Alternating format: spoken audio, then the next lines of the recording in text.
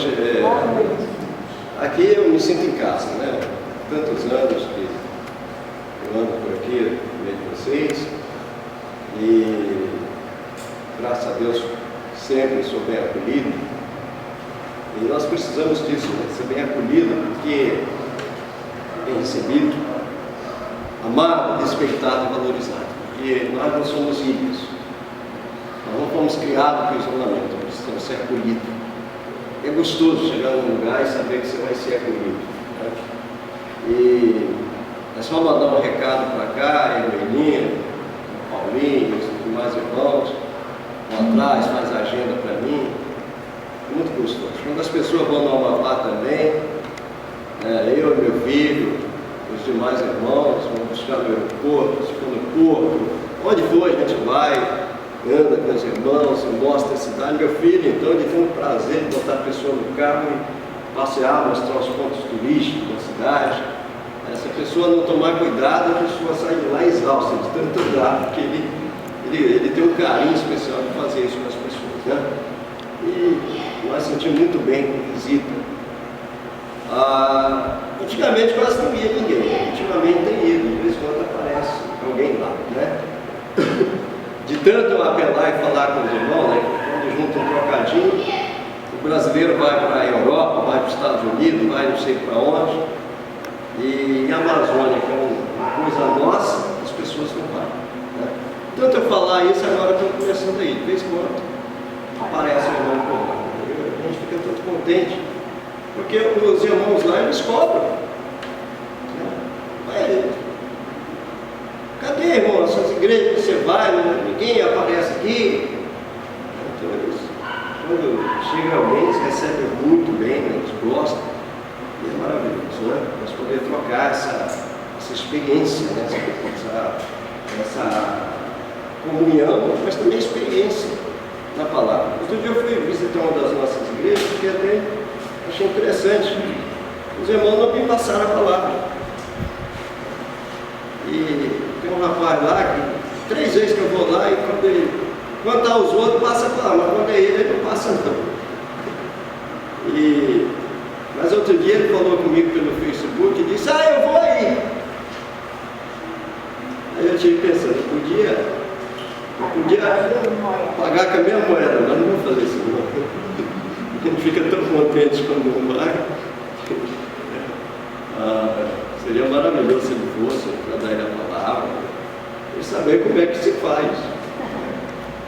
Mas que bom nós estamos juntos. Queridos, quanto à obra lá no Amapá, né, eu estou feliz da vida, né, estou sorrindo à toa. Esse ano nós conseguimos assim, uma bênção e era um sonho. Os irmãos sabem, né, que não é fácil conseguir um veículo para a igreja. Eu estava ali olhando no quadro ali, tem um irmão fazendo até campanha para comprar uma Kombi. E nós tivemos 2 Kombi lá no Amapá. E vou dizer para os irmãos, não é com orgulho não, mas hoje se me der uma Kombi de graça, eu vou pensar 2 vezes antes de aceitar. De tanto problema que eu tive com o Kombi. Não é desprezando a oferta, se der a gente vende, né? Mas para nós lá não dá, porque a Kombi é o seguinte, também não culpa o carro não. O carro, se ele é para carregar 12 pessoas, para você preservar o carro, você tem que carregar 8. A nossa Kombi, que era para 12 pessoas, sabe quando nós carregávamos? Às vezes mais de 30 pessoas. Aí o carro, claro, né, acaba muito rápido e dá inúmeros problemas. Então, por isso que eu tive tanto problema com a Kombi. Mas o sonho nosso era de comprar um carro maior. E nós, esse ano, conseguimos comprar um Onix. É claro que eu trabalho com pessoas muito pobres. Foi doações, né, das igrejas, eu vim a Espírito Santo, passei por Minas, visitando as igrejas. As igrejas iam me dando oferta, eu ia juntando. E tive em Patinga. Lá o irmão me deu uma Kombi. Ele me deu uma Kombi em 2005. Eu vendi a Kombi, ele não deu para me usar, deu para me vender para juntar o dinheiro para comprar outra. Enfim, nós conseguimos comprar um ônibus. Para resumir a conversa, um ônibus com ar-condicionado e tudo, não é lata, é alumínio, então, um ônibus rodoviário, e está sendo uma bênção lá para a nossa igreja. A igreja tem crescido bastante, assim, o número de pessoas que estão assistindo aos ônibus, né?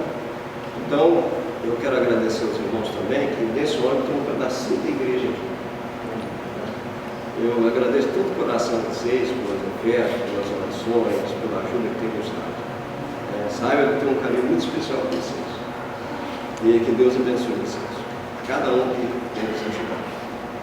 Agora, hoje à noite, conforme já foi dito, minha família está bem. Né? Eu tenho o Tiago, que está com 25 anos. Também meu filho esse ano conseguiu mais uma bênção, né? Ele já tinha terminado o curso de Direito e agora terminou a pós-graduação. Com isso, né, ele é sargento da banda da Polícia Militar, ele é músico. Ele não pode atuar como advogado, mas não teve como, né? Terminou a pós-graduação e numa área bastante concorrida, né? Foi processo penal. Não teve como, o escritório lá contratou ele e ele está prestando serviço para o escritório. Ele não pode ir lá perante o juiz divulgar as causas, mas ele prepara todo o processo e ele ganha para fazer isso, né? O escritório paga ele. E ele está muito feliz, né? Ele conseguiu isso depois que eu estava viajando. Ele falou comigo que está muito alegre, grato a Deus, pelo que Deus tem feito na vida dele, né? Então, é bênção sobre bênção, né, na nossa vida. E eu adotei duas meninas. A Mary eu trouxe aqui quando tinha 5 anos. A Mary ultimamente está com 17 para 18 anos, está com anel de compromisso. Também é musicista, a Mary.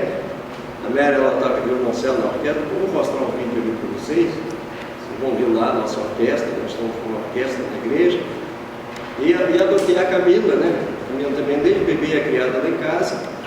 Passou a me chamar de pai, porque eu vi a menina chamando. E acabou ficando por lá. E a Camila agora está com 11 para 12 anos. Eu estou uma emoção, mulher, né? A Camila também é instruída na música, ela toca violino na orquestra filarmônica lá de Macapá, né? E também na nossa orquestra na igreja. Então, irmãos, a Bíblia diz: aqueles que me honram, eu honrarei. E eu sinto que o Senhor tem nos honrado, né? Com tamanha bênção. E por força da necessidade, também agora eu estou adotando um neto. Um bichinhozinho desse tamanhozinho, o Ítalo, está com 2 anos e meio. E a minha esposa não deixou de me chamar de pai porque eu fiquei muito velho. Tem hora que ele fala papai, ela chega bem, não, é papai. E a minha filha também, esse homem, é vovô.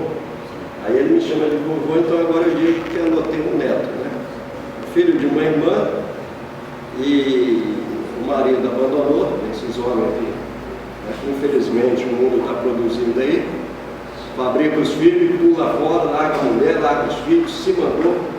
Ela está morando aí do lado de Goiânia, não sei nem para onde está morando. E o bichinho estava lá, né? A mãe tinha que trabalhar para sustentar. E não tinha para onde ficar, nós pegamos o menino, começamos a ajudar a criar, né? E ele se acostumou tanto que ele não quer mais ficar na casa dele, fica dentro de casa. Então agora eu adotei até o neto também, né? Bom, a gente não faz isso porque a gente está sobrando dinheiro, a gente não tem condições não. Mas Deus tem abençoado e nós estamos criando para Cristo Jesus. Estão na igreja, estão trabalhando nas coisas de Deus. Então, se o Senhor quiser nos mandar mais que nós, né? Nós vamos tentar criá-lo na casa de Deus. É melhor a gente criar ele servindo a Deus, né? Do que o mundo aí fora criar.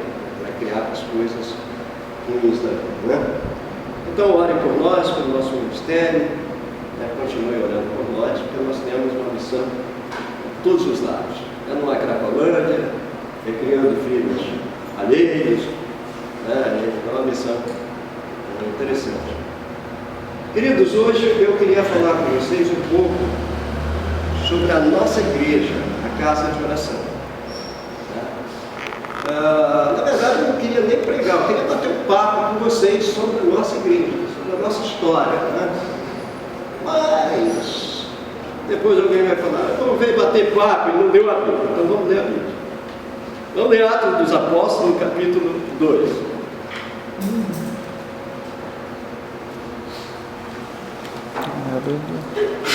Eu esqueci de ver a nossa irmã que mora aqui. A senhora tem um cabo de vassoura, irmã? Pode me arranjar um cabo de vassoura? Sem a vassoura? Porque agora as vassouras é prática, né? Pedi a irmã para arranjar um cabo de vassoura para mim. Não precisa olhar desconfiado, não.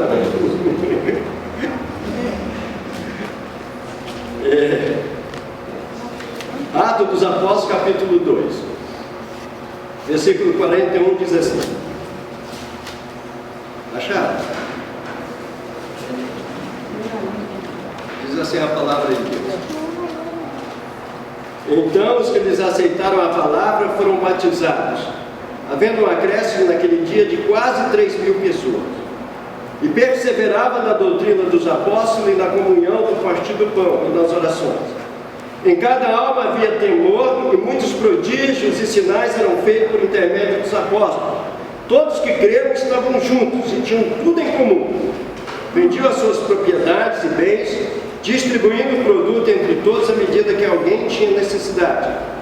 Diariamente perseveravam os unânimes no templo, partia pão de casa em casa e tomava as suas refeições com alegria e singeleza de coração, louvando a Deus e contando com a simpatia de todo o povo. Enquanto isso, acrescentava-lhes o Senhor dia a dia os que iam sendo salvos. Amém. Irmãos,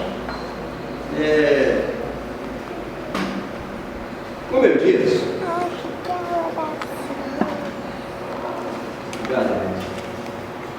agora, se não aprenderem a palavra, não é nada disso não, gente.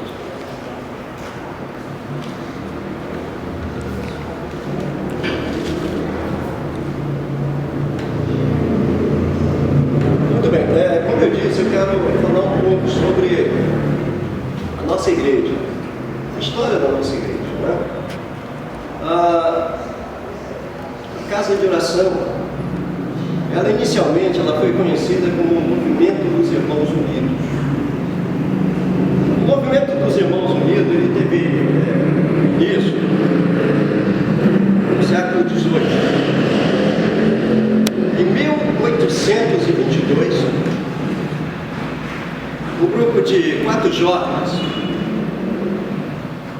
na Irlanda, eles pertenciam à igreja anglicana, a igreja que era advinda do Estado, né, da Inglaterra, uma igreja que havia se corrompido moralmente, de uma vez que o rei havia abandonado a sua mulher, se divorciou dela e se uniu a uma outra mulher. Com isso ele rompeu com a igreja romana e criou a sua própria igreja. E a moral da família britânica, ela sempre foi colocada em xeque. Por quê? Isso pode ser observado até os dias de hoje. E esses irmãos no passado, então, eles descontentes com a situação que os rumos que foi tomando a igreja, porque se os líderes se corrompem, a tendência natural é isso também passar para os demais, né, membros da igreja. E a corrupção, ela foi tomando proporções exorbitantes dentro da igreja anglicana. Então esse grupo de 4 rapazes, eles começaram a entender que as coisas não estavam funcionando corretamente, conforme o que está escrito na palavra de Deus. Então o que eles fizeram? Eles se separaram para o estudo da palavra de Deus, tá? Para checar as coisas direitinho.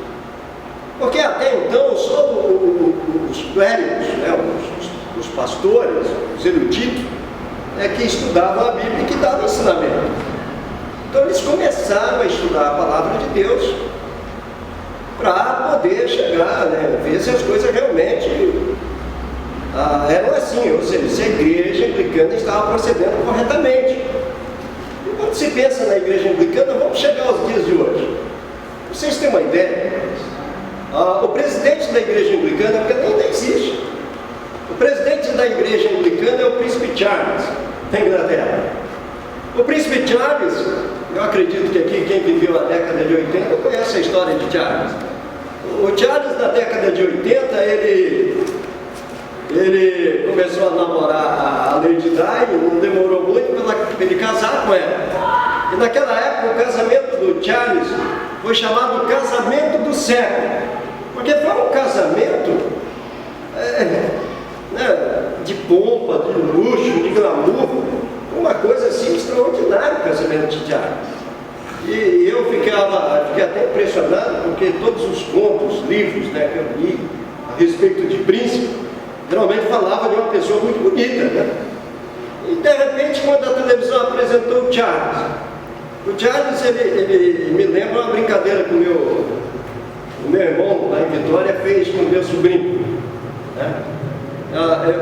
Eu cheguei na casa da minha mãe e aí estava lá o meu irmão e meu sobrinho assim do lado. Aí meu irmão, quando ele me viu, ele falou: Romildo, o que foi? Você conhece o feijoada de pobre? Feijoada de pobre? Que história é essa? Feijoada de pobre? O que é feijoada de pobre? Rapaz, feijoada de pobre só tem orelha.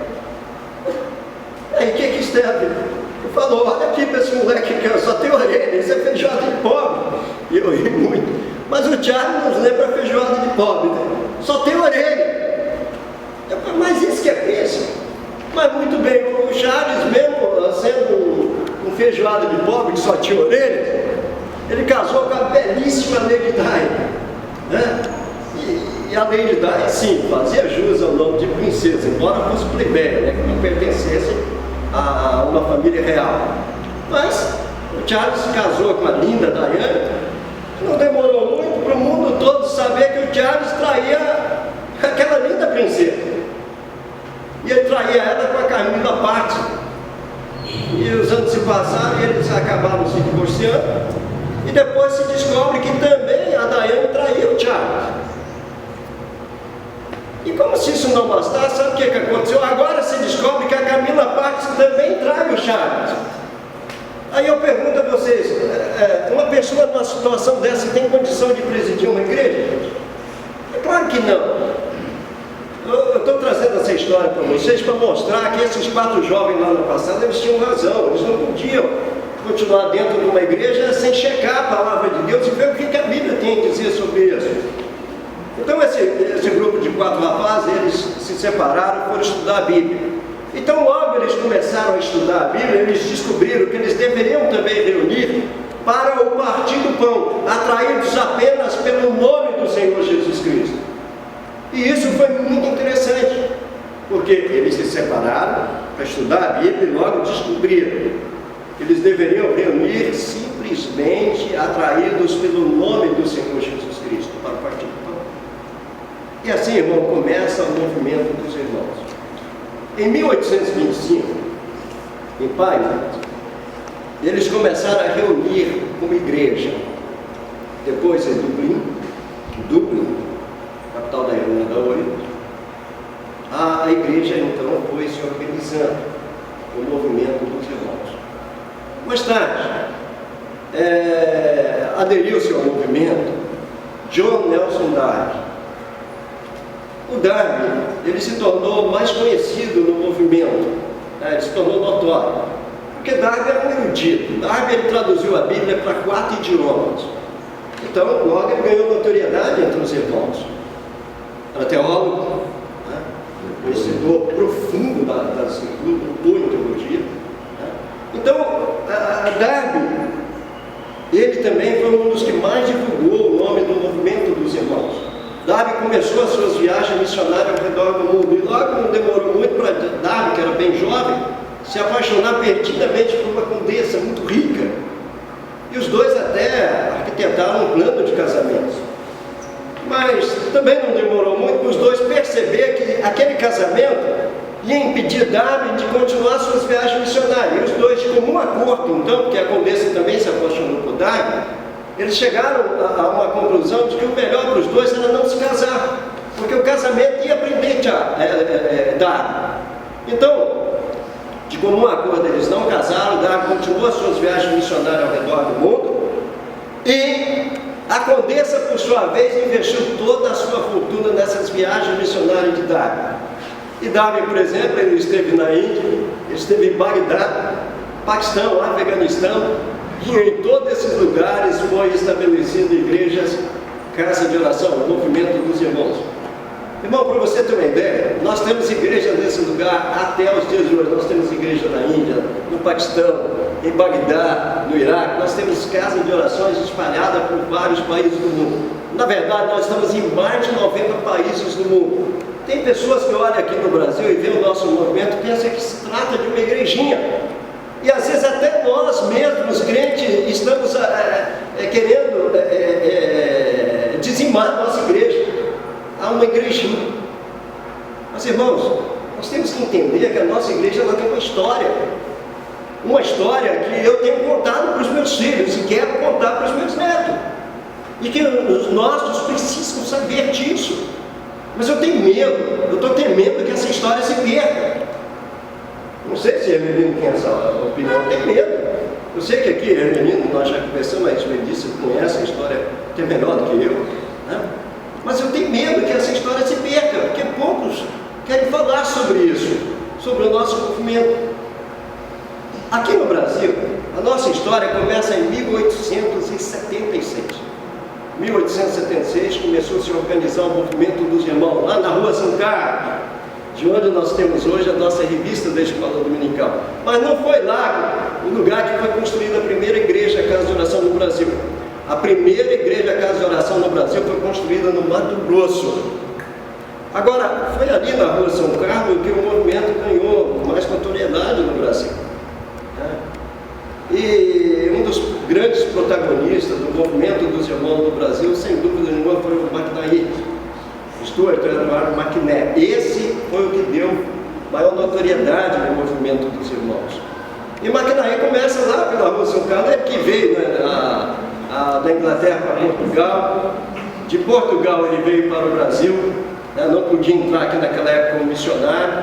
Aí ele foi trabalhar na construção das estradas de ferro de Barão de Mauá, mas aquilo ali era só um pretexto, né, para entrar no Brasil. E depois, tão logo ele se desligou, né, voltou a Portugal, depois ele veio em definitivo para trabalhar mesmo na causa do Evangelho. Começa lá pela da Inglaterra para Portugal como engenheiro. Exatamente. Engenheiro no Brasil, um trabalhador, né? E depois ele foi dar continuidade no Evangelho. Lembrando que ele era engenheiro, né? Por isso ele pôde entrar com facilidade, né, para trabalhar na cidade de ferro lá, tanto em Portugal quanto depois aqui. Agora, outro fato notório, que ele começa lá pela Rua São Carlos, depois ele sobe para as montanhas do Rio de Janeiro, lá em Teresópolis. Inclusive em Teresópolis ele construiu lá a gráfica, né, de onde preciosos livros foram escritos. E inclusive eu estive lá em Teresópolis, estive lá, os irmãos me mostraram lá o local da gráfica, onde funcionou por muitos anos a gráfica. Eu estive lá no túmulo de McNair, tirei foto e tudo. Alguém pode pensar ser idólatra. Não, eu não sou idólatra, porque eu quero contar essa história para os meus netos. Por isso eu estive lá. Outra coisa, eu presenciei lá, me mostraram uma foto de uma reunião na praça de Teresópolis. Meu irmão, vocês precisam, como McNair, vocês precisam ver a multidão de pessoas que tinha na praça. E depois eu perguntei lá na casa de oração em Teresópolis, aonde está esse povo? E ninguém soube me responder. É interessante isso, é impressionante, onde está esse povo? Então, a McNair de lá, de Teresópolis, desceu as encostas do Rio de Janeiro, veio para Minas, né? Veio aqui para o Divisório, foi descendo, passou em várias regiões aqui, e em cada lugar que ele vinha, sempre acompanhado da sua irmã Dona Carlota, que era médica. Ela chegava naquelas aldeias, na época, vilas. A Dona Carlota clinicava e medicava as pessoas. Maquinaí aproveitava-se disso para pregar o Evangelho. Pessoas iam crendo no Senhor Jesus, igrejas iam sendo formadas. Ele passava um determinado tempo ensinando, dali ele partia para frente. Um outro grupo saiu pela região de Lafayette e depois chega no Espírito Santo, lá os belos praticamente assumem o trabalho e levam o Evangelho em frente. E Maquinaí chega até em Portões. E lá em Portões, Maquinaí teve uma ideia brilhante. Eu estive lá em Portões agora recente. E lá em Portões, Maquinaí, ele fez o mesmo trabalho, para vocês terem uma ideia, me deram uma informação precisa lá em Portões agora. Diz que em um dia lá a Dona Carlota chegou a clinicar e medicar 90 pessoas em um dia. De tanto que as pessoas iam atrás dos recursos médicos, eram tão precários naquela época. Então, a Maquinaí muito esperto, ele aproveitava a situação para pregar o Evangelho. E lá então ele teve uma ideia brilhante, ele construiu o que nós poderíamos chamar de seminário, uma escola bíblica. Qual é o objetivo disso? Era pegar aqueles irmãos daquelas igrejas onde ele não pôde passar muito tempo, levar essas pessoas para lá, internar lá nesse colégio bíblico e dar um ensino mais acurado para esses irmãos e irmãs. E para que depois essas pessoas voltassem às suas localidades e também compartilhassem aquilo que eles aprenderam lá no seminário com os demais irmãos. A ideia era brilhante. E por um período muito bom o seminário funcionou na escola bíblica e aquilo era mantido pelos próprios internos, que trabalhavam na época, eles criavam os porcos, galinha e bois, a fazenda lá do colégio, e eles ficavam no período integral, internos. E funcionou por muitos anos. Agora, irmãos, ele criava escola secundária também. Escola secundária, ele era professor, alfabetizou muitas pessoas no trabalho social. Hoje eu vejo a igreja muitas vezes até condenando o trabalho social, mas temos que lembrar do nosso princípio, do nosso começo. A igreja trabalhou muito, especialmente Maquinaí e outros irmãos, na área social. Então, até vi em São Joaquim, outros irmãos falaram também da aplicação da igreja lá, no trabalho social agora, com essa devastação que teve o governador Valadares, levaram várias, eles têm um curso artesiano, eles enchiam os garrafões de água, lacrava aquilo, que a água lá deles é mineral, e levava, colocava nos caminhões e levava lá para Valadares. Isso é ação social, irmãos. E a igreja que faz isso, ela tende a crescer, as pessoas vão olhar isso com carinho especial. Isso é bíblico. Quando nós olhamos aqui as páginas da Escritura, nós estamos encontrando aqui os irmãos dividindo o pão de casa. Isso é trabalho social. E quando nós olhamos para a nossa igreja também tem um vasto trabalho na área social. Nós temos asilo, que é pouco divulgado, e as pessoas às vezes até se recusam, as igrejas se recusam a contribuir com os asilos. Nós temos asilo lá, só no Espírito Santo nós temos 2 asilos, temos em Marcos São Francisco e temos em Vitória.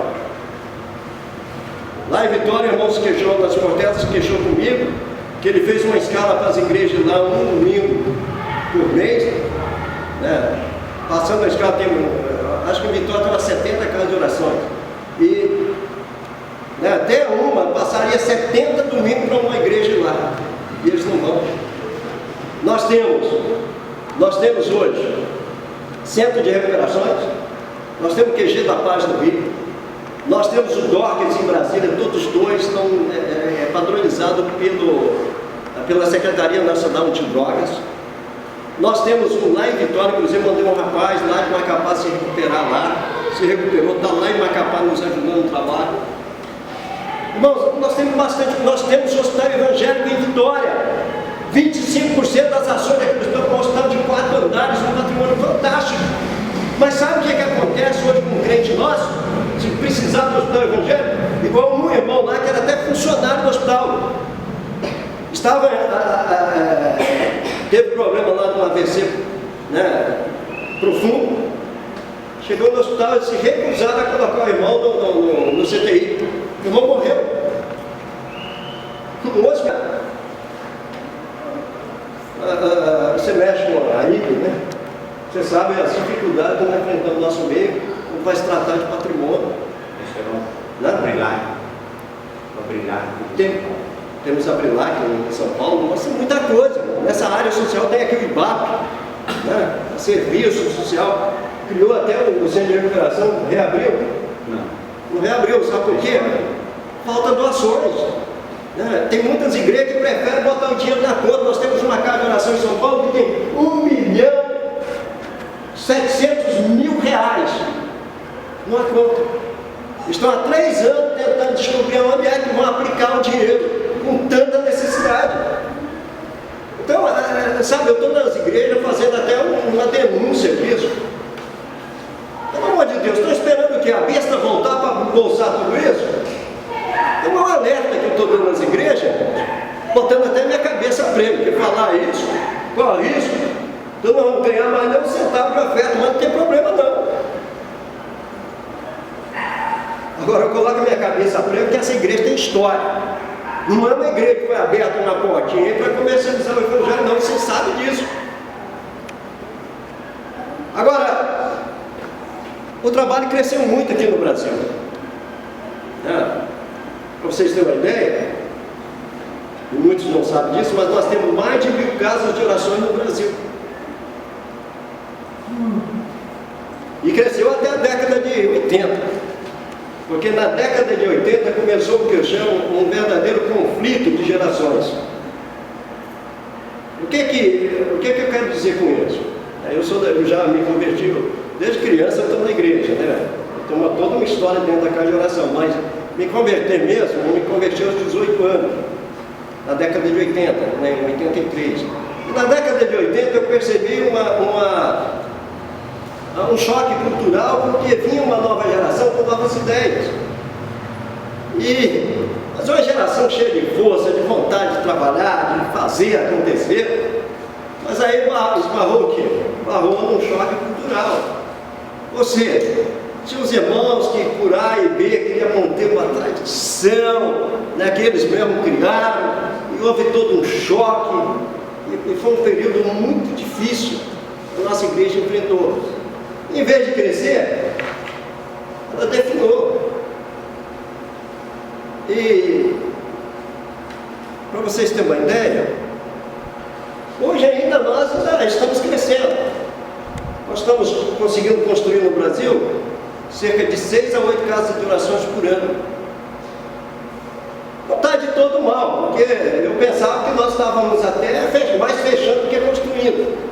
Mas nós ainda estamos conseguindo construir de 6 a 8 casas de oração, isso contando com as que fecham, diminuindo as que fecham. Nós estamos conseguindo crescer. Agora, convenhamos, irmão, é muito pouco. Só lá em Macapá, em 22 anos que eu estou lá, nós estamos com mais de 40 bairros novos. Quer dizer, o ideal seria o quê? Ter pelo menos uma casa de oração em cada bairro. E aí, quando eu olho para o nosso derredor, o que eu observo? Todas as igrejas crescem. Vocês já observaram isso? Todas as igrejas crescem. Se você olhar para a Maranata, por exemplo, começou um dia desse a Maranata. Comparado a agora. Tem bairros em Vitória, não vou falar aqui, eu não sei aqui, mas tem bairro em Vitória que tem 6 Maranata. Num bairro só. Não tendo ali em Aimorés, um lugar aqui que eu não conhece, Aimorés abriu um leque, um morro, foram tentar abrir uma casa de oração lá, a igreja lá do centro lá, bateu de frente e disse que estava dividindo a igreja. Quer dizer, não pode ter 2 casas de oração numa cidade do tamanho de Aimorés. Que é isso? Está entendendo? É uma coisa absurda. Então, sabe, eu não entendo a filosofia que se adotou nessa igreja. E eu entendo pela palavra de Deus que a igreja tem que crescer, irmãos. Nós estamos experimentando uma fase de crescimento da igreja de Macapá, onde eu estou. E eu estou tentando compartilhar isso com as igrejas, porque é possível a igreja crescer. Está entendendo? Agora o que é que precisa? Eu vou falar durante aqui, esse tempo que eu estou aqui, as coisas básicas da união. Um sozinho não consegue fazer. Mas se todos nós pegarmos uma arada, nós vamos ver a possibilidade de crescer e crescer rápido. Mas vamos lá, falando em crescimento. Se nós olharmos para a palavra de Deus, e nós vamos olhar agora, nós vamos perceber que a igreja ela sempre foi uma igreja crescente. Embora que a filosofia adotada pela igreja, Casa de Oração, o movimento dos irmãos, nesses últimos anos no Brasil, é uma coisa terrível. Eu tenho chegado num lugar que os irmãos dizem para mim assim: olha a filosofia que adotamos ultimamente. Ah, irmão, se tiver 2 ou 3 reunidos, tá bom demais. Tá bom de mineiro. Pelo amor de Deus, é só olhar a Bíblia com atenção. Quando a Bíblia fala que tiver 2 ou 3 reunidos, não se trata de reunião de culto. Se trata de reunir para tomar decisões administrativas da igreja. Irmão, pelo que eu conheço da palavra de Deus, o Senhor Jesus não morreu na cruz por 2 ou 3, não. Quer uma prova disso? O profeta Ezequiel diz assim: o Senhor não tem prazer na morte do ímpio. Antes Ele quer que 2 ou 3 se arrependam e cheguem ao pleno conhecimento da verdade. Todos. Irmã, só está me desmentindo, irmão. Eu sou missionário da Amazônia. Mas ela está correta. Não é 2 ou 3, não, é todos. O Senhor não tem prazer na morte do ímpio, mas Ele quer que todos cheguem ao pleno conhecimento da verdade. Então essa ideia de 2 ou 3 está fora de cogitação. Isso é coisa de gente preguiçosa que não quer trabalhar para o Senhor. Outro pensamento, outra filosofia adotada: se nós conseguirmos manter o grupinho, tá bom demais. Que manter o grupinho, gente? A gente consegue manter um grupo? Vamos botar aqui um grupo desse, consegue manter? Nunca. Sabe o que acontece? Daí a pouco morre um grupo. Eu levei um choque quando me falaram que o querido irmão Zé Freitas partiu. É assim mesmo. Daqui a pouco sou eu, daqui a pouco é um de vocês. Daqui a pouco todos nós vai vir uma nova geração. Então não se consegue manter um grupo, irmão. Ou a gente vai trabalhar para crescer, ou a gente vai acabar. Eu estou vendo muitas casas de oração nossa fadada daqui a 5 anos vão fechar. Porque está lá só aqueles irmãozinhos do cabelo mais branco do que o meu. O meu daí acha aqui, procurando bem com a lente, não vai achar um fio preto aqui, irmão. E mas estamos lá e você chega, não, tá bom, coisa nenhuma. Igreja tem que ser uma igreja ardente, crescente. Então essas filosofias de manter grupinho de 2 ou 3 está fora de cogitação bíblica. O Senhor não veio morrer para 2 ou 3, não. Até no período da tribulação, que eu encontro na Bíblia. É uma pergunta: de quem são esses? Quem são esses? Como a areia do mar? Quem são esses? Essa multidão que não se pode contar como a areia do mar. Ah, esses são os que lavaram as suas vestiduras no sangue do Cordeiro, de todas as estações e tribos da terra. Então é multidão. E agora vem uns querendo, que preguiçosos, que não querem trabalhar para o Senhor, dizer que 2 a 3 está bom. Não está não. Não está não. Você pode ter certeza. Não está bom não. E nós não podemos nos contentar com isso não. E eu posso provar isso pela Bíblia. Vamos olhar para a igreja? Vamos pensar aqui.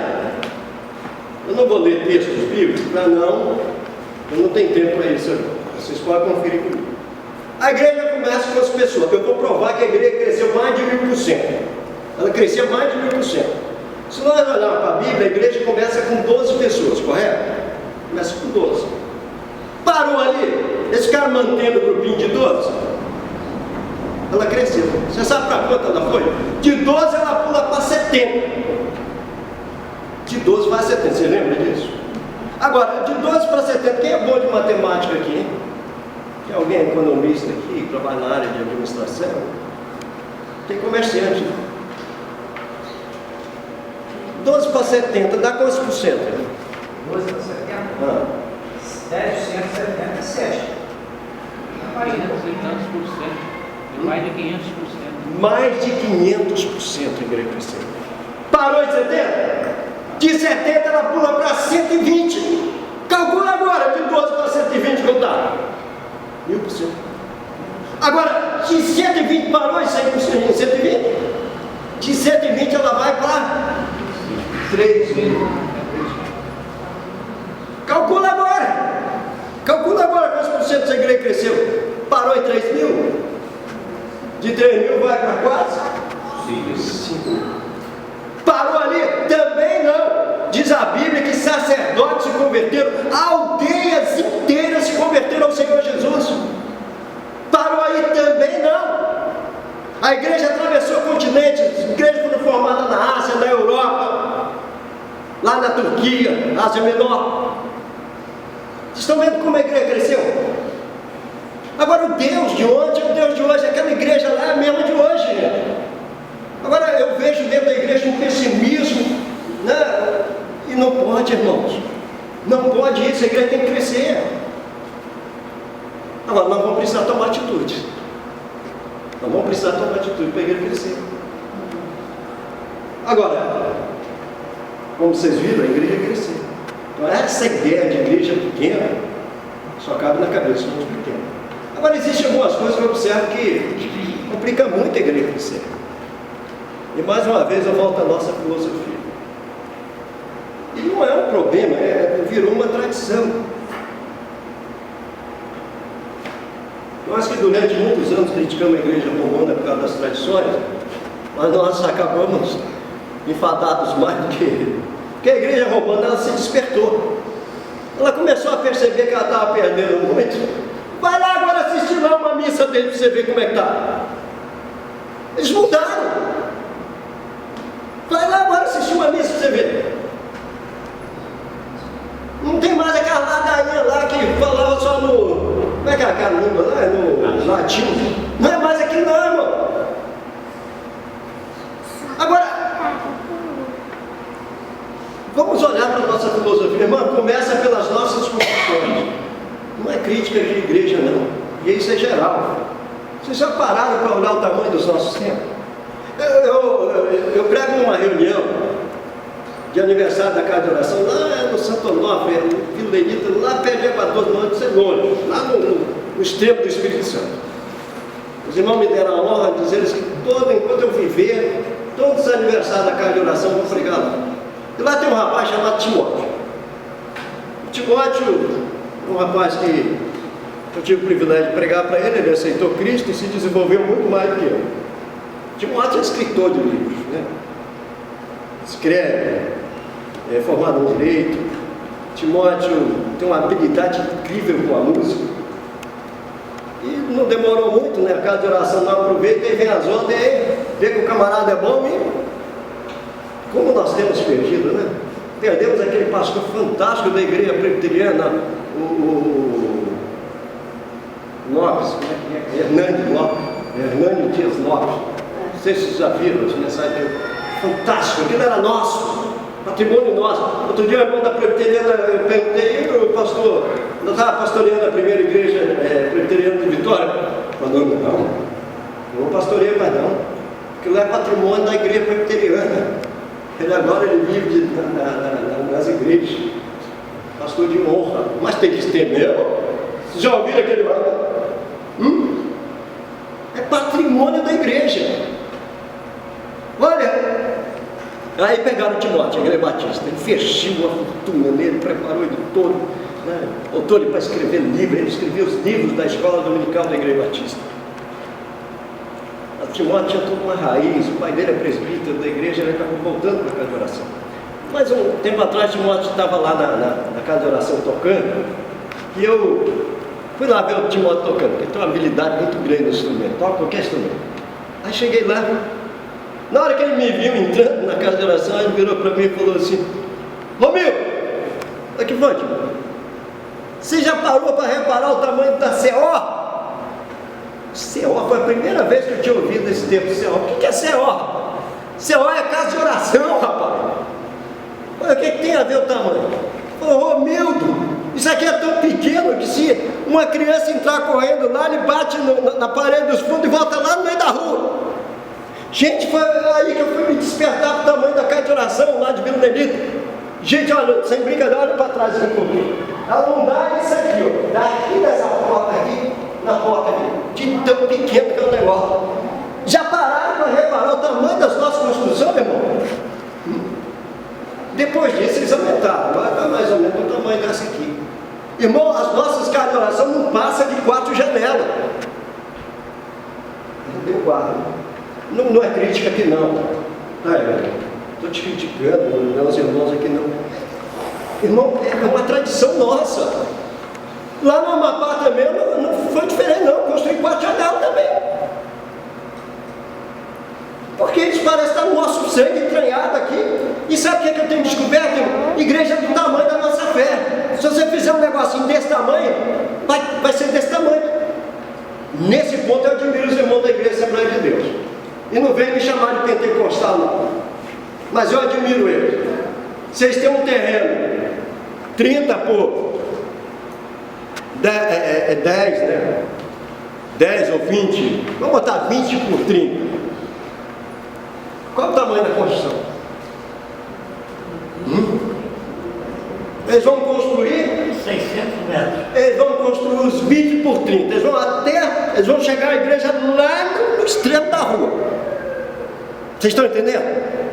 Aí você passa e fala, que povo, pra que fazer um negócio monstro desse? Aí você passa lá, tem uma meia dúzia de pessoas, daí a pouco começa a reunir um grupo maior, vamos pensar que está lotado.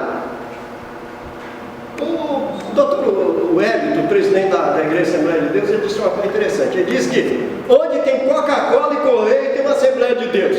E eu discordo dele. Porque até onde não tem Coca-Cola e Correio tem Assembleia de Deus. Agora, irmão, a gente faz um negócio minúsculo. E aí? Aqui até que é grande. Eu tenho ido nas casas de oração. Rio das Ostras. Alguém já teve Rio das Ostras? Você teve. Rio das Ostras vai ter problema. A construção é muito pequena, irmão.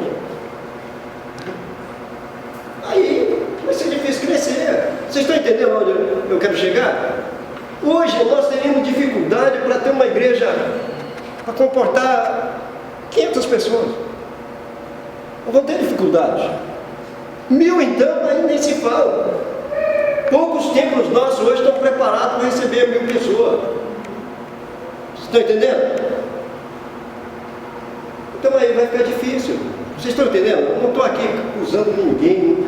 Eu estou só mostrando o que eu tenho observado. Entendeu? Então a igreja precisa crescer porque é uma igreja grande. E foi tudo muito bem. A igreja cresceu. Quando você olha as fotos antigas, parece que eu já vi até divisório, fotos ali, multidões de pessoas. E aí eu me pergunto o que aconteceu. Parece que a nossa mente fechou com o passar dos anos. Nós precisamos reabrir essa mente, porque a igreja precisa crescer, irmão. E ela vai crescer.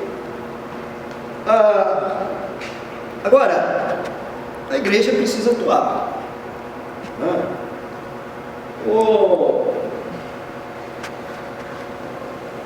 Um dos passos fundamentais vem na questão das mudanças.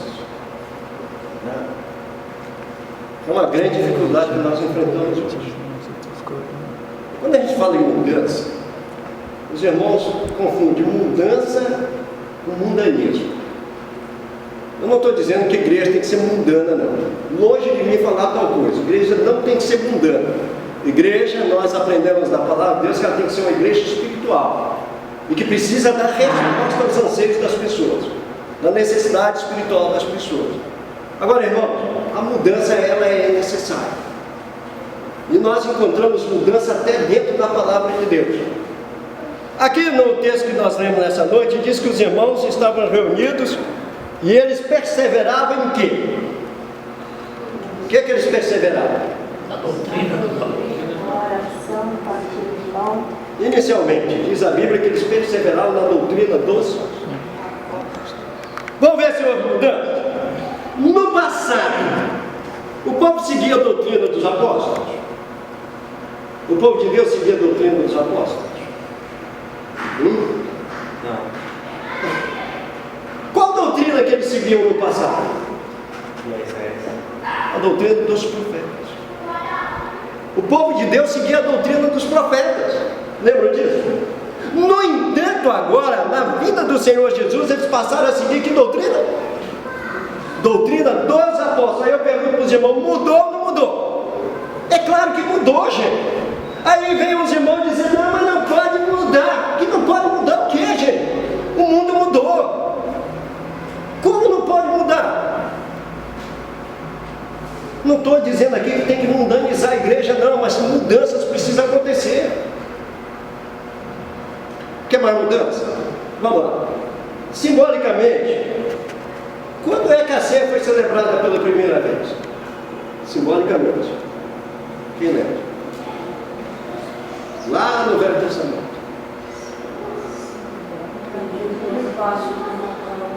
O que foi, Davi?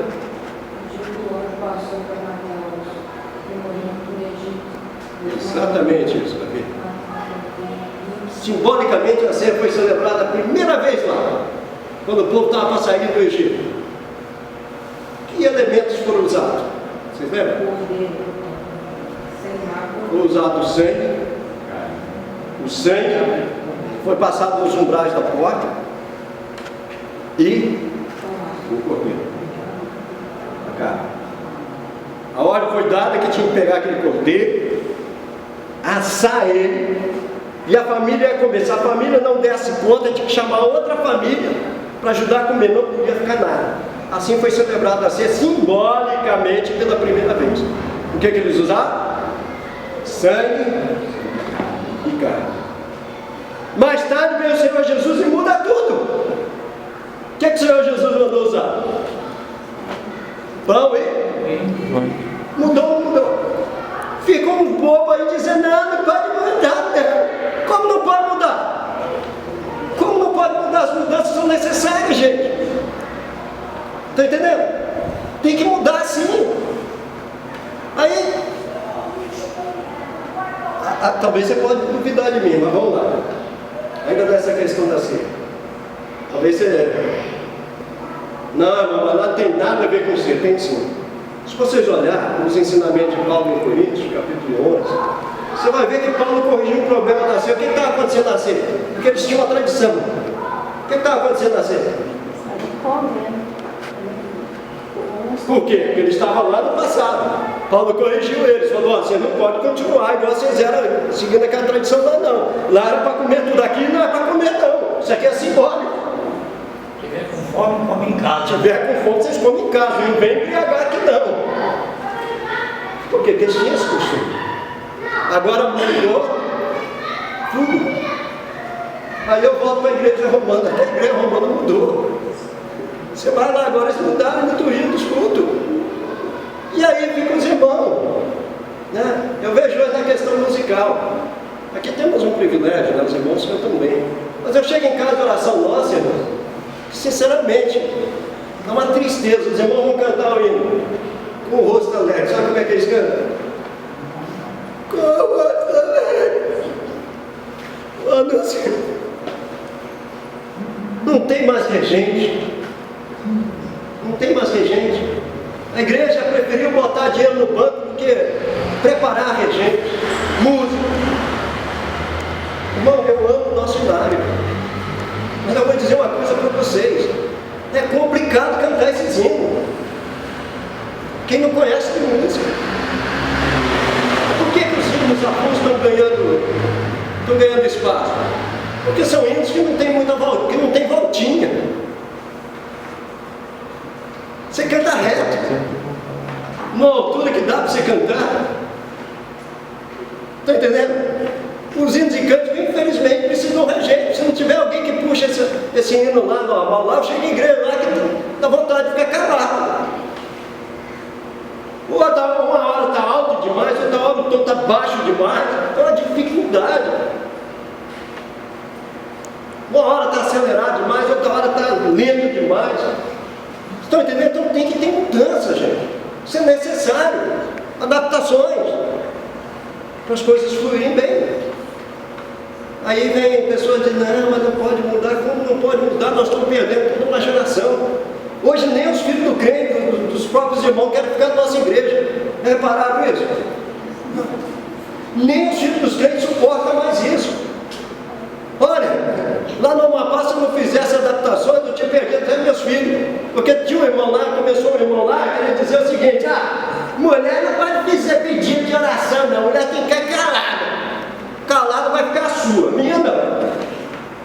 não, aqui não.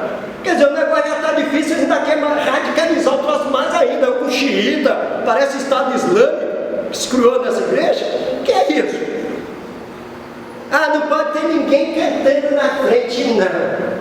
Mas por que não pode? Não, porque a pessoa que vai para frente cantar e quer se parecer. Ah, é? Ah, tá. Quantos minutos demora uma música, irmão? 5 minutinhos mais ou menos. 5 tem que ser uma orquestra, né? 3 minutos, acho. 3 minutos, acho que no máximo, irmão. Uns 3 minutos. Falei, olha, tem alguma coisa errada aí. Se tem alguém que aparece, é o pregador. Porque pregador prega 40, 50, 1 hora, depois eu até 2. Né? Agora, uma pessoa que vai ali cantar ali 3 minutinhos se aparecer, que história é essa? Vocês é que estão querendo acrescentar além do que vai escrito na palavra de Deus. Mas o canto tem que ser congregacional, todo mundo cantando. Aí eu peguei eles. Ah, é? Tá certo. Olha, deixa eu te falar uma coisa. Quando vem uma pessoa na frente cantar aqui, apresentar um louvor a Deus, a pessoa dá confiança da igreja. Ou ele é membro ou é alguém de muita confiança da igreja. Porque a igreja não vai deixar qualquer um vir na frente apresentar. É ou não é? Agora, quando canta o cântico congregacional, e aliás, vou até aproveitar para divertir os irmãos. Se você for lá no Amapá, no Macapá onde eu estou, se você se escandaliza, é bom nenhum. Você vai chegar lá, você vai encontrar gente todo pichada, você vai encontrar pessoas que estão usando drogas, você vai encontrar pessoas que já largaram o uso de droga. Se você escandaliza, não vai não, meu. Porque o negócio é feio. Agora, por quê? Porque eu entendo o seguinte, gente. Igreja não é museu de santo, não. Igreja é oficina para consertar pecadores. Vou repetir a frase. Igreja não é museu de santo, não. Igreja é oficina para consertar pecadores. É por isso que nós pegamos essas pessoas da Cracolândia e levamos para dentro da casa de oração. Porque lá eles vão ouvir a palavra de Deus. E graças a Deus nós já temos ganhado alguns para Cristo Jesus. Porque a igreja lá está entendendo. Gente boa não está querendo evangelho, não. E aliás, o próprio Senhor Jesus disse o quê? Não é são que precisa de médico, não. Quem precisa são doentes. E a igreja no Amapá, onde eu estou, está entendendo isso. E agora, nós estamos trabalhando dessa forma. Então, queridos, nós temos que mudar a nossa filosofia. Nós estamos querendo só gente boa. E deixa eu te falar uma coisa, gente boa está difícil. Um país corrupto igual o nosso.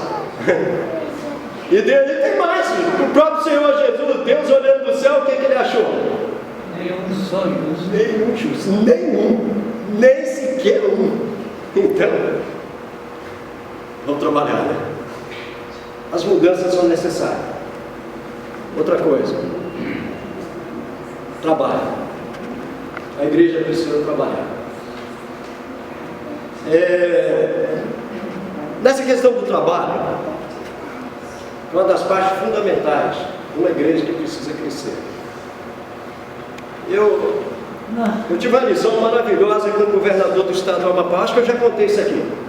Em bairro de São Francisco tinha uma irmã que era médica, é médica, ela é cubana. E ela estava tendo problema no Espírito Santo porque eles não queriam, o CRM, Conselho Regional de Medicina, não queria dar visto a carteira dela de médica, né, porque ela era cubana. Aí lá no Amapá, antes da Dilma trazer esses médicos cubanos, o governador de lá tinha levado um monte de cubano para lá, de médico cubano. E eu conversei com a irmã e perguntei se ela queria ir lá para o Amapá. Ela querendo trabalhar, ela disse, não, eu aceito. Falei, se a senhora for para lá, a senhora vai ajudar muita gente lá. Não, eu estou disposto. E aí, eu vou ter que me mexer agora para conseguir uma palestra, né, conversar com o governador. E aí, fui em um, fui em outro, até que eu consegui, o governador resolveu me receber. Mas ele estava em campanha para a reeleição, e marcou para mim ir lá no diretório do partido, que lá ele ia me receber. Aí eu fui para o diretório do partido dele, cheguei um chá de banco terrível, esperando o homem, e chega, não chega, até que o governador chegou. Na hora que ele chegou, foi aquele foguetório todo, aquela pompa. Aí eu pensei, a hora que ele entrou no diretor, eu falei, agora eu vou mais um outro chá de banco aqui. Que esse homem vai fazer um discurso longo e vai ser aquele negócio. Mas para minha surpresa, sabe o que o governador fez? Entrou lá, virou para o pessoal, cumprimentou e disse: gente, vamos embora, porque eleições não se ganha aqui dentro não, eleições se ganha lá fora.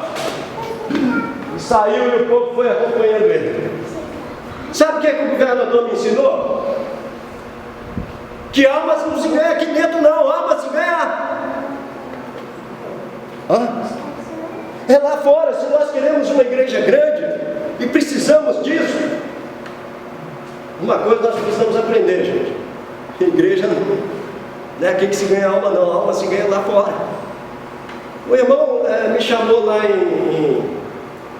em Ecoporã e disse para mim: irmão Romildo, nós queremos te fazer um convite. Se ficar aqui uma semana, nós vamos te dar uma boa oferta, uma ajuda boa, para você ficar aqui dando ensinamento para nós de realização de cultos. Você vai ensinar para nós como realizar cultos para chamar as pessoas, fazer reuniões, para atrair as pessoas para a igreja. Eu falei: irmão, não faço isso não.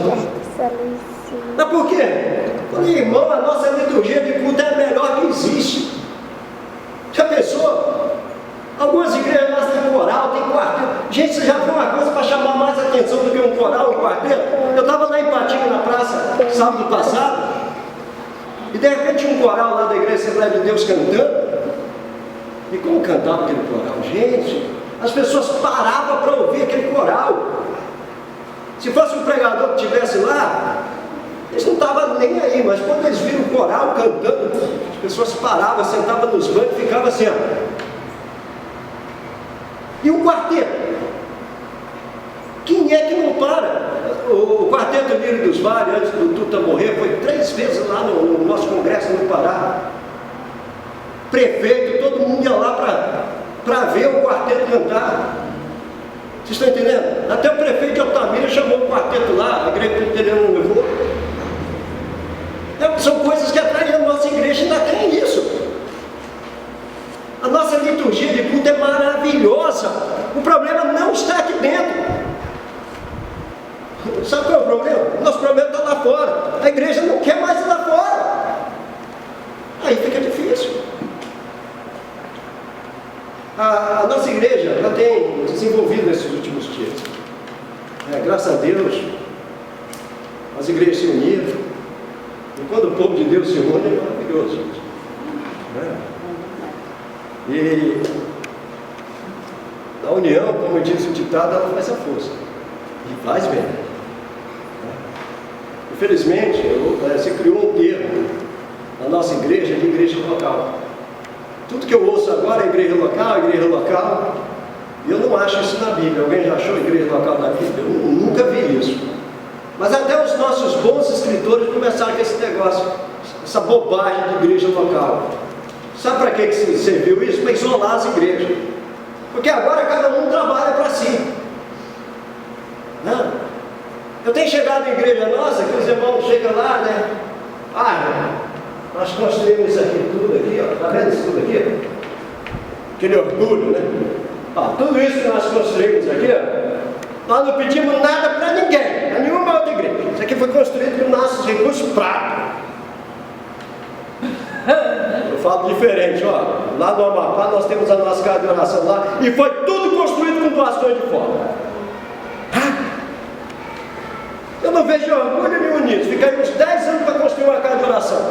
Agora já pensou se todas se unissem? Cada um desse um pouquinho? Nós não tínhamos 1000 não, nós tínhamos umas 10.000 casas de oração no Brasil, mas cada um quer fazer sua conta própria. Aí fica 10 anos, nós estamos mexendo com a construção lá agora. Nós temos que ampliar a nossa casa de oração, estamos fazendo uma congregação. Tomara a Deus que não, mas eu ficava uns 10 anos mexendo com aquilo, porque depende de eu vir aqui e receber uma oferta para levar, para investir lá. Agora, já pensou se essas igrejas se unissem todas? Em vez de 10 anos, 5 anos, 3 anos, construir uma casa de oração, né? Em menos de 1 ano, não tinha condição de fazer isso. Mas não, ficam uns bobos aí dizendo na igreja local. Aí se isola, tem virado uma verdadeira bagunça, porque cada igreja agora, cada um faz o que dá na cabeça. E depois um ainda fica criticando a outra, né? Aqui esse irmão Isabel, lá em fulano, lá, né? Ué, não tem ninguém para liderar isso. Cada um faz o que quer. Ou estou falando uma bobagem aqui? Mas irmãos, nós precisamos se unir. Essa que é a palavra-chave. A palavra-chave é união. Porque todo esse povo se une, a coisa acontece. Eu estava falando do ônibus. Irmão, eu sozinho nunca tinha condição de comprar um ônibus. Lá eu trabalho com gente fora. Gente que a gente pega no meio da rua. Só para você ter uma ideia, não falo isso para orgulho, não preciso disso. Mas eu estava na Cracolândia e tinha um jovem que ele estava em estado alterado de consciência, porque ele tinha usado droga. Na hora que eu cheguei lá, ele me chamou do lado assim com a cara meio brava, virou para mim e perguntou assim: ô pastor, o que o senhor está procurando aqui? Eu fiquei meio assim. Aí ele emendou, ele disse assim: esse pessoal não tem nada não. Esse pessoal não tem nada para te dar não. O que ele queria dizer? Que o pessoal não tinha dízimo. Eles não tinham oferta. Ele estava errado. Eu virei para ele, sabe o que eu disse para ele? Deus me deu a inteligência assim na hora de responder para ele. Falei, eles têm alma. E a alma deles vale mais do que o mundo inteiro. Você sabe o que o rapaz fez? Mesmo estando em estado alterado de consciência, devido ao consumo de droga, ele veio e me deu um abraço. Virou para mim e disse: continua. Mas ele não tem nada, irmão. Não tem nada a oferecer. Então eu não tinha condição. Mas juntou, não foi muitas igrejas não. Algumas igrejas se juntaram. E em menos de 2 meses nós compramos um ônibus. Vocês estão entendendo? O que a união faz?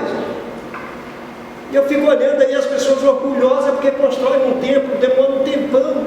Mas se todas se juntassem, irmão, nós fazíamos coisa fantástica nesse país. E a menina estava lá na EME. Você lembra do relatório que o irmão lá de Angola deu?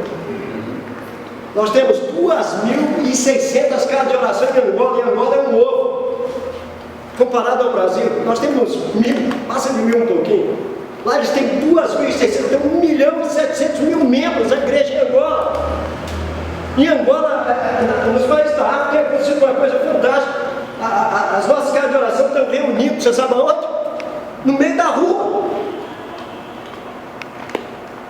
No terreno. De tanto que está crescendo, irmãos. E aqui no Brasil nós estamos quase que paralisados. Então isso me preocupa. E por isso eu estou indo nas igrejas e transmitindo essa mensagem de alerta. Não precisa coisas grandes, é só nós se unir um pouquinho, largar as diferenças de lado, que o Senhor é que vai tratar disso, e se unir mais um pouquinho, porque nós se unimos, as coisas vão acontecer. Eu, graças a Deus, pelo seguinte, nem tudo está perdido, né? Eu começo a ver uma movimentação diferente, né? Eu fiquei impressionado lá em Belo Horizonte. Eu me lembro que foi a primeira vez, mas eu fui 3 com essa, nas últimas 2 que eu fui. Dava pena assim naquele congresso. Não dava ninguém. Não dava ninguém. Foi credência, no máximo.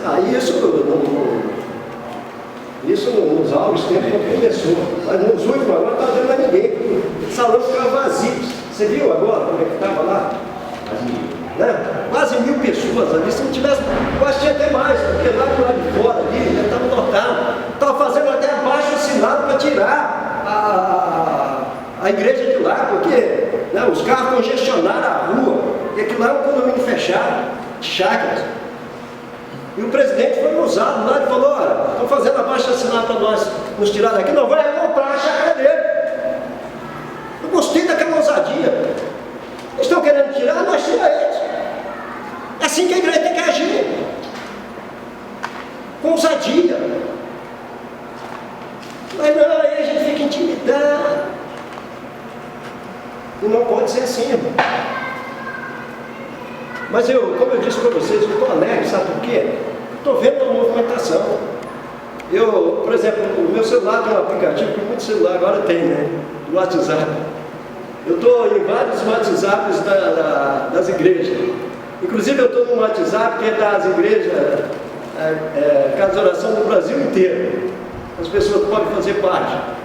E agora nós ficamos trocando informações. O irmão diz, olha, aqui na igreja está assim, o outro diz assim. E tudo que eu percebo é que ninguém mais quer ficar em isolamento, não. O povo de Deus quer unir. E quem é contra a união agora vai ficar para trás. Porque o povo quer unir, irmão. Estão entendendo? Na Argentina nós somos a maior igreja, sabe por quê? Porque o povo é unido. Lá na Irlanda, nós somos a maior igreja da Nova Zelândia, porque o povo é unido. Em vários países do mundo nós somos a maior igreja. E aqui, não pode ser diferente, num país tão gigantesco, com tantas pessoas perdidas. Nós precisamos crescer. Nós não precisamos passar por cima das outras igrejas. Glorifica a Deus que eles também estão trabalhando, estão ganhando almas para Cristo. E graças a Deus que estão, porque se essas almas dependessem da nossa igreja, irmão, sinceramente, o Brasil estava perdido. Porque, infelizmente, hoje é um sectarismo. Os irmãos preferem, às vezes, brigar por coisas tão banais, tão simples, coisas que podem ser resolvidas tudo com amor, e às vezes não se resolve, se arrasta. Isso tem que acabar. Eu vejo um povo clamando por união. O povo quer se unir. É tão gostoso, né? Diz o salmista. Bom, quão maravilhoso é quando os irmãos vivem. A união faz crescer, né? Nós vemos aqui o povo de Deus, eles estavam unindo, eles estavam juntos, eles estavam unidos, dividindo o pão de casa em casa. Coisa maravilhosa o povo de Deus. E na questão do trabalho, irmão, para finalizar, a igreja precisa agir. Uma casa de oração nossa nos Estados Unidos estava enfrentando um problema certo de esvaziamento, perdendo muitos membros, e eles tomaram atitude, que dificilmente se toma no Brasil. Aqui no Brasil, quando as nossas igrejas começam a perder as pessoas, geralmente aparece alguém e diz assim: vai embora porque não era dos nossos. No nosso caso lá em Vitória, nós tínhamos 250 a 300 membros, e o nosso presbítero ia para frente da igreja quando os irmãos começaram a sair, aborrecido por causa do tratamento que recebiam. Sabe o que ele fazia? Ele ia para frente da igreja e dizia: se alguém não está satisfeito, pode ir embora!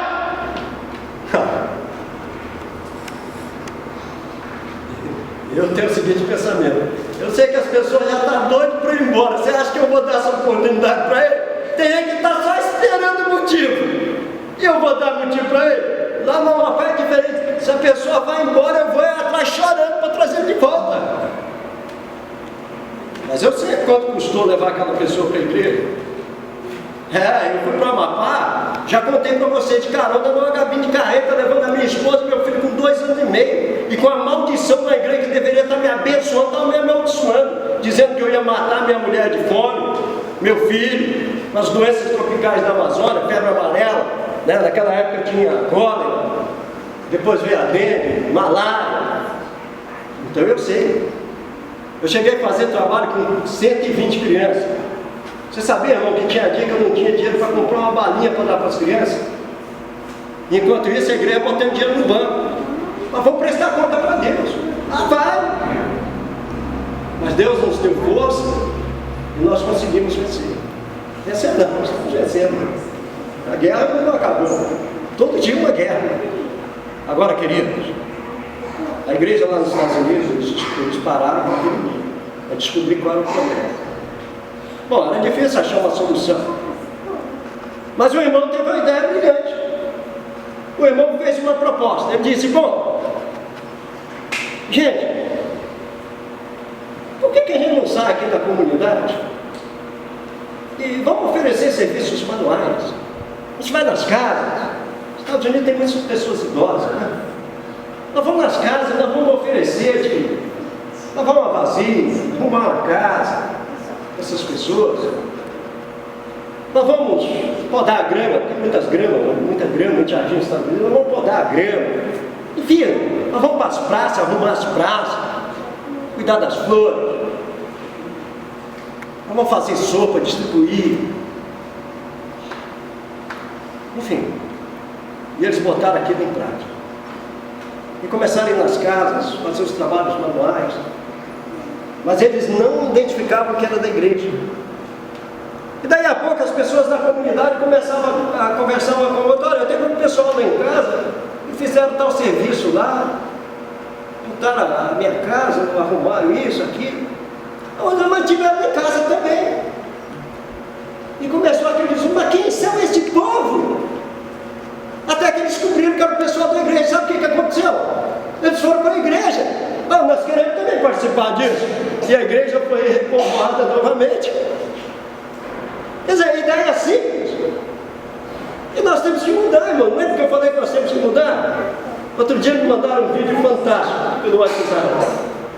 Nesse vídeo, eu não sei se os irmãos já viram.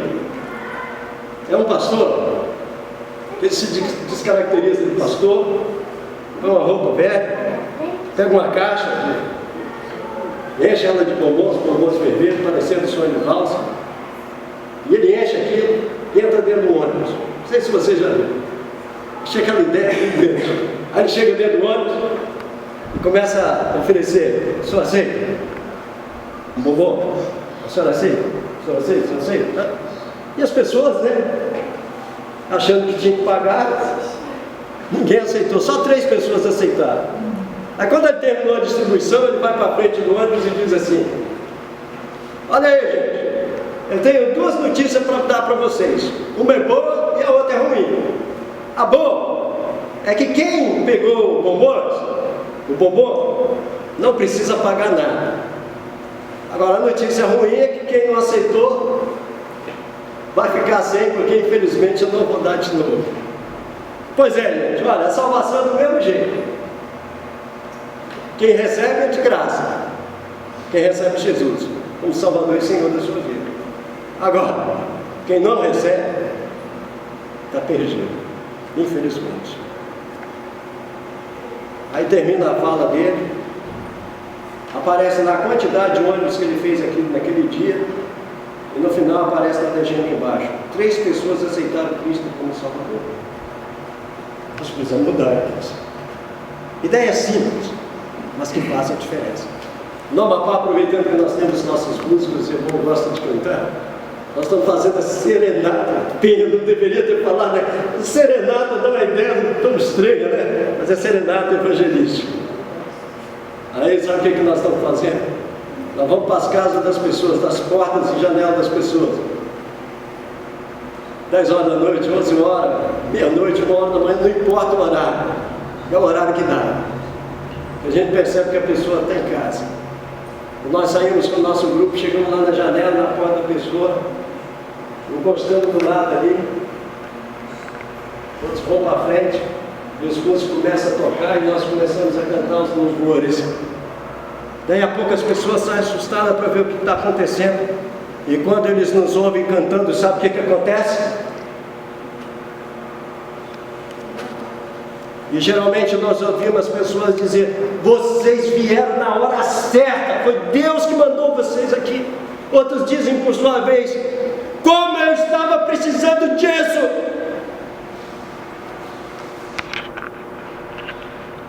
Irmãos, eleições não se ganham aqui dentro, disse o governador. E eu digo para vocês: almas não se ganham aqui dentro, almas se ganham lá fora. Nós precisamos mudar os nossos métodos e começar a agir e agir rápido, para que a igreja possa crescer.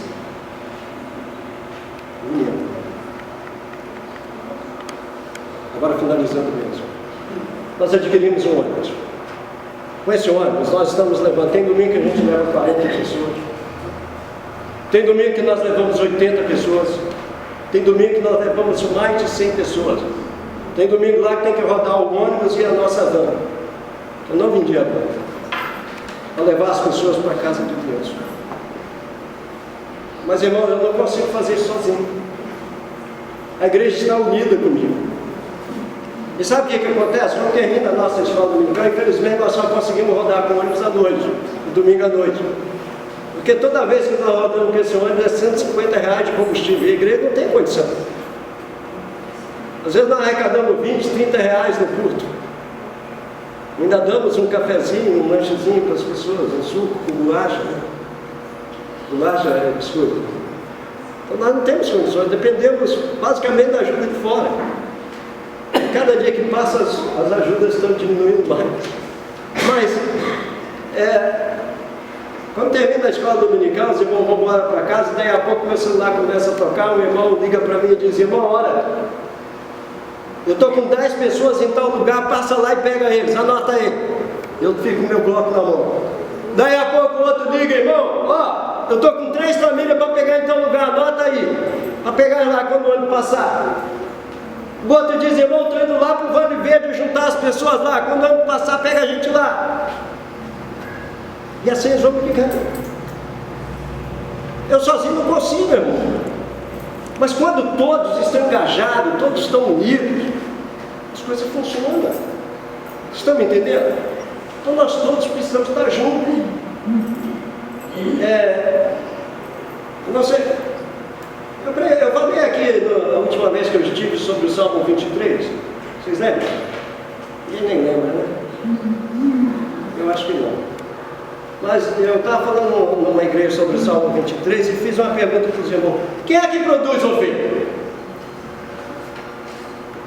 É ovelha? Quem produz ovelha é pastor? Quem produz ovelha é ovelha. Às vezes a gente quer jogar a responsabilidade de trazer pessoas para a igreja, quer jogar no rebelinho. Ele é o obreiro, então esse é problema dele. Não, irmão, é todos nós. É as ovelhas que produzem ovelha. Se cada um botar na cabeça, e lá eu ensinei desde criança aquele povo, traz uma pessoa para a igreja. Hoje tem irmãos que têm até vergonha dele ir para a igreja e não levar um. Você sabia disso? Eles têm vergonha. E eles sempre levam. É assim que a igreja cresce. Nós precisamos estar unidos. Bem, chegou a hora.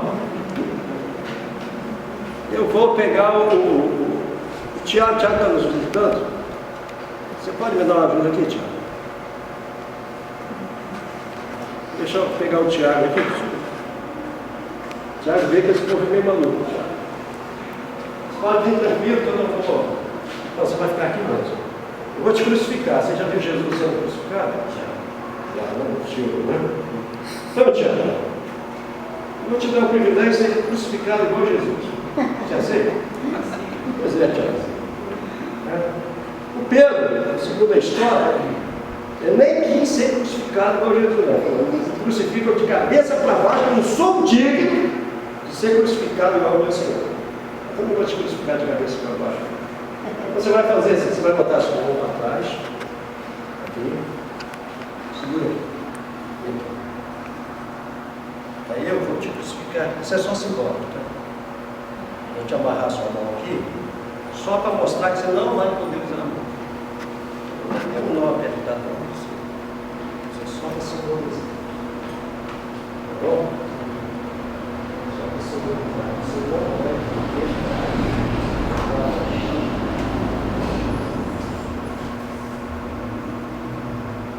agora, Tiago, afasta um pouquinho para mim.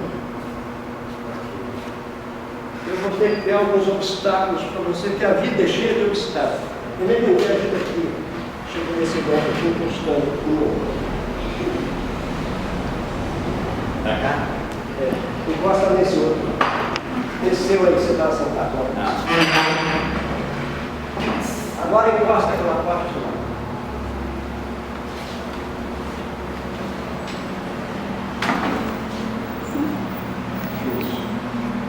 Sumiu daqui. Tiago, eu vou te dar uma missão. Eu vou te dar essa balinha.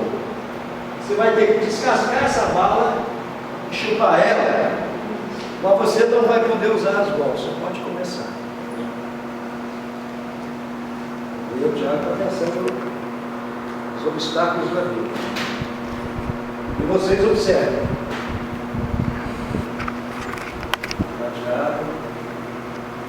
Tiago, esse negócio. Você vai ter que descascar e chupar essa bala. Sem usar as mãos. Não pode usar as mãos. Não pode se acidentar, Tiago.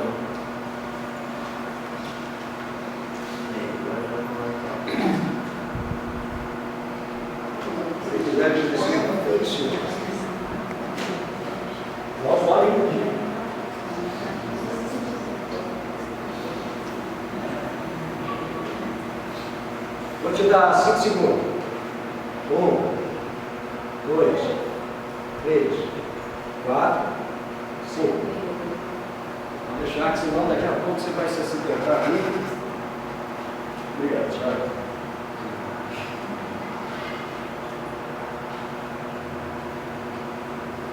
O que vocês observaram? Por que ele não conseguiu? Dá uma água. Tinha que ter ajuda de alguém. O Emeliano começou a matar a coisa. Ele estava só. Ele não pediu ajuda, vocês viram? Ele tentou sozinho. E todos olharam e ninguém ajudou. Eu falei a noite toda sobre união.